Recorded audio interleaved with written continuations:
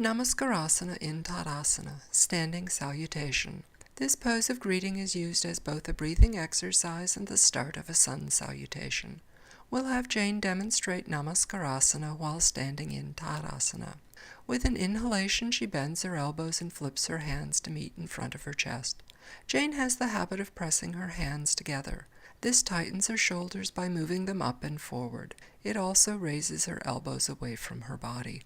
Instead, Jane wants to keep her shoulders relaxed and away from her ears. She also wants to keep her elbows down close to her body while her hands rest lightly against one another.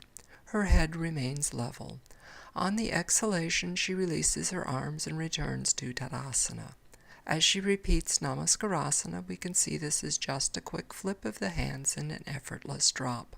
Jane doesn't work to control her hands and may occasionally miss. When her hands meet, they rest lightly against each other.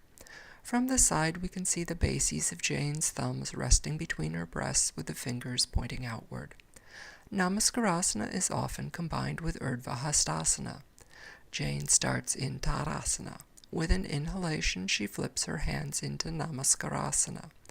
On the exhalation, she drops her hands and lets the momentum help carry her arms up. As her arms reach shoulder level, they roll out. Jane inhales to help raise her arms into Urdhva Hastasana. On the exhalation, she drops her arms and lets them swing back into Namaskarasana. She inhales as her hands meet, then exhales to release her hands and return to Tadasana. Let's watch Jane's skeleton in Namaskarasana. When Jane presses her hands together, we can see how her shoulders rise toward her ears. As she releases the pressure, her shoulders are able to relax down and back. As her hands flip upward, we can see how the base of the thumb rests towards Jane's sternum.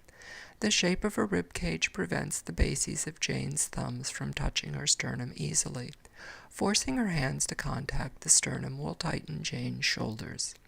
When Jane misses joining her hands, she lets them continue past each other and drop into position for another try. As Jane begins taking her arms overhead, she times the movements to her breath.